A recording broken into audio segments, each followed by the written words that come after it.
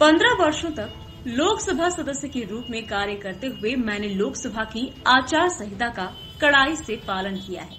शिरूर लोकसभा क्षेत्र के उम्मीदवार शिवाजी आढवराव पाटिल ने दावा किया है कि मैंने पिछले 15 वर्षों में लोकसभा में अपने व्यवसाय से संबंधित एक भी प्रश्न नहीं पूछा है। कोल्हे ने जो रक्षा विभाग से संबंधित पनडुब्बी के बारे में प्रमाण पेश किया, उससे मेरे व्यवसाय का दूर दूर तक संबंध नहीं है। केवल ध्यान भटकाने, विचलित करने, मतदाताओं को गुमराह करने के अलावा और कुछ नहीं। भोसरी से भाजपा विधायक महेश लांडगे मेरे साथ हैं। स्वतंत्र होकर सभाएं और बैठकें ले रहे हैं। 5 बार दोनों मिलकर संयुक्त प्रचार कर चुके हैं। इसीलिए उनके बारे में कोई शंका करने का सवाल नहीं उठता। महेश लांडगे ने ऐलान किया कि भोसरी विधानसभा से मुझे 1 लाख मतों की लीड अकेले देंगे। वो जो कहते हैं वो करके दिखाते हैं।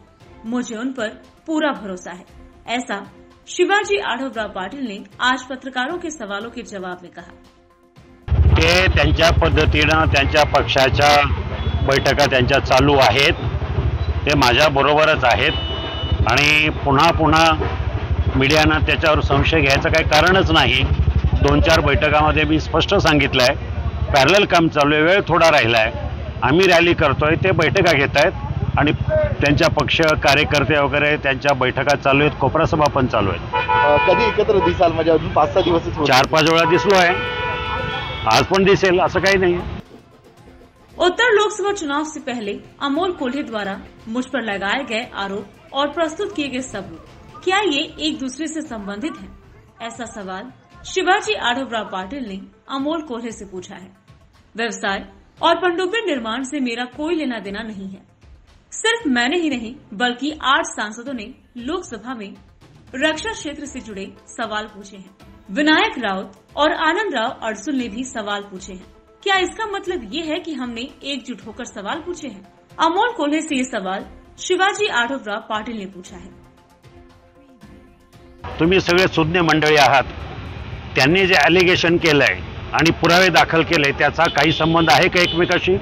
तुम्ही थोडासा तरी विचार करायला पाहिजे, वाचायला पाहिजे। त्यांनी काय पुरावे सादर केले तुम्ही स्वतः मनाला खात्री करून घेतली पाहिजे। आपण सुज्ञ पत्रकार आहात, त्यांनी माझ्यावर सॉफ्टवेअरच्या विषयावर असा आरोप केलेला आहे। हे आहे पानबुडीचा माझ्या व्यवसायाशी काही संबंध आहे का? त्यांनी जे दाखवले पुरावे ते पानबुडीचे आहेत। त्यांना फक्त लोकांचं लक्ष विचलित करणं, माझं लक्ष विचलित करणं, मीडियाचं नेरेटिव्ह वेगळा चुकीचा हे करणं, माझा व्यवसायाशी पानबुडीचा काही संबंध नाही।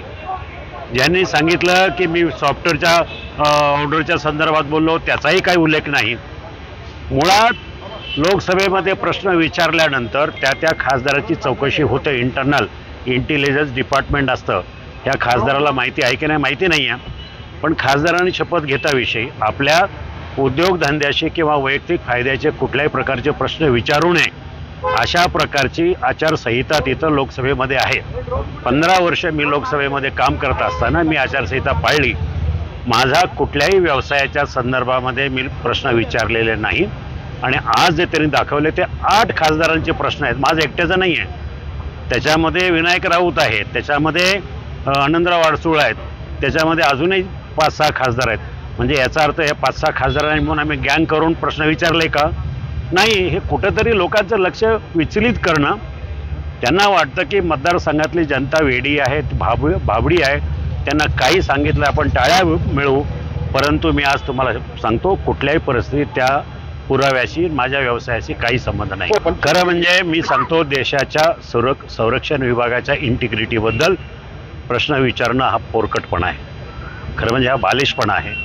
5 वर्षामध्ये जर त्यांना असं वाटलं होतं त्यांनी तक्रार करायची, लोकसभेकडे स्पीकरकडे जर तक्रार केली असती, इंटेलिजन्स डिपार्टमेंट आहे लोकसभेचं, हे आचारसंहितेचं त्यांच्याकडे तक्रार करायची, ऑफिस ऑफ प्रॉफिट आहे तिकडे तक्रार करायची। 5 वर्ष का गप्प बसले हा प्रश्न माझा आहे, तो 2019चा आहे। मग 5 वर्षानंतर का तुम्हाला सुचलं? मी अजूनही सांगतो पुरावे आहेत, असे खोटे पुरावे काही लोकांना काय कळतं, इंग्लिशमध्ये काहीतरी प्रश्न मांडले, दाखवलंय माझं हे, त्याच्याशी कोणीही विचारावं, कोणी सुज्ञ माणूस असावं तर त्याला मला वाटत नाही त्याला काहीतरी मला चर्चेमध्ये एंगेज ठेवायचं आहे, नेरेटिव्ह सेट करायचा, खोटं बोलायचं आणि चर्चेमध्ये एंगेज ठेवायचं। मला वेळ नाही आहे, त्यानं हे सगळी लक्षणं त्यानं निवडणूक हारल्याची लक्षणं आहे. दिलं की आता उत्तर, अजून काय रंग बदल म्हणजे तुम्ही काय मला त्यांनी आरोप केलाय. नाही तुम्ही त्यांच्यासाठी आलात की माझ्यासाठी आलात? म्हणून तर विचारतो मी म्हणून तर मला तुमच्याशी बोलायचं नसतं खरं म्हणजे. तुम्ही सुद्धा त्यांचा नेरेटिव्ह सेट करून आलेला असता. म्हणणं काय असं मी माझं पण मी दिलं की नाही स्पष्टीकरण. मग आता तुम्ही परत ते करताय तुमचं बिनबुडाचा आरोप. नाही पानबुडी आणि माझ्या व्यवसायाशी काही संबंध आहे का? मी पानबुडी बनवतो का? तुम्ही विचार करा ना. तो इस्रायलची टेक्नॉलॉजी ट्रान्सफर आहे, त्याचा माझा काय संबंध आहे? कोणीतरी पत्रकारांनी सुज्ञाने विचारावं ना. Bureau report, 20 news, Pune, Maharashtra.